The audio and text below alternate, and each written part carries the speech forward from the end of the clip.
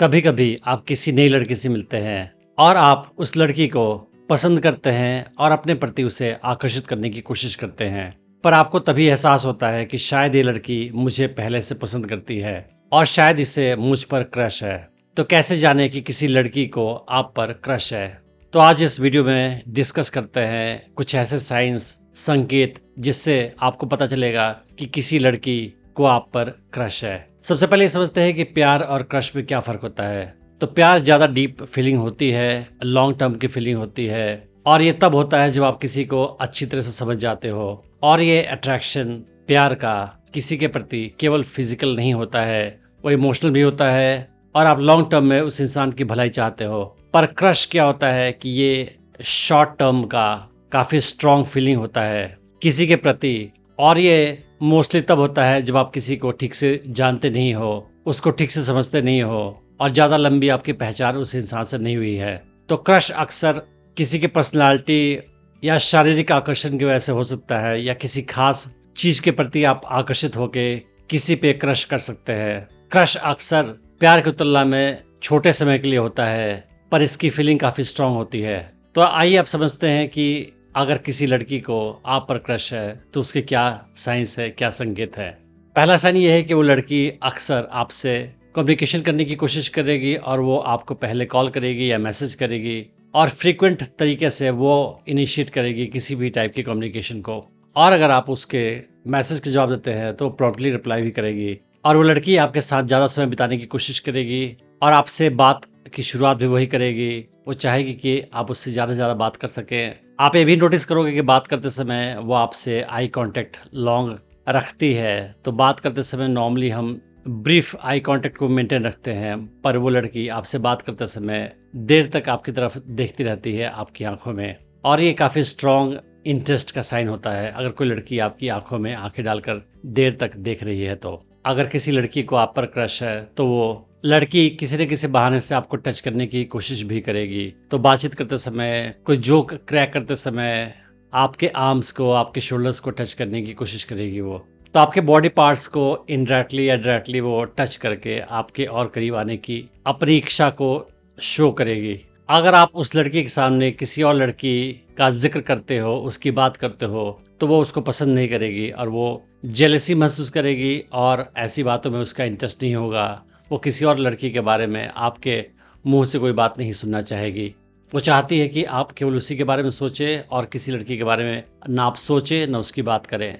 जब लड़की को आप पर क्रश होगा तो वो आपके बारे में भी बहुत सारी बातें आपसे पूछेगी। फॉर एग्जाम्पल, आपका दिन कैसा गया, आपके इंटरेस्ट क्या है, आपके हॉबीज़ क्या है, क्या चीज़ आपको पसंद है, क्या चीज़ आपको पसंद नहीं है, ये सारी चीज़ें आपसे जानने की कोशिश करेगी। और अगर आप अपने बारे में उससे कुछ बताएंगे तो वो लंबे समय तक याद रखेगी, वो भूलेगी नहीं। नॉर्मली अगर किसी में हमारा इंटरेस्ट कम होता है तो उसकी बातों को हम जल्दी भूल जाया करते हैं, मगर कोई लड़की आपको पसंद करेगी तो आपकी बातों को बहुत लंबे समय तक याद रखेगी। जब लड़की को आप पर क्रश होगा तो वो अपने बारे में भी आपको काफ़ी चीज़ें बताएगी, अपनी लाइफ की बहुत सारी स्टोरीज आपको सुनाएगी, अपने इंटरेस्ट, अपने हॉबीज़, लाइक्स डिसलाइक्स के बारे में आपको बहुत सारी चीज़ें खुद ही बताएगी वो, क्योंकि वो चाहती है कि आप उसको जानें ठीक से और इसके लिए वो खुद ही अपने बारे में आपको जानकारी देती जाएगी। कभी कभी वो लड़की आपकी तारीफ भी करेगी या आपके पर्सनालिटी की किसी खास एस्पेक्ट या आपकी किसी खास हैबिट की वो तारीफ भी करेगी आपके सामने। और कितनी बार आपके जोक्स पे हंसेगी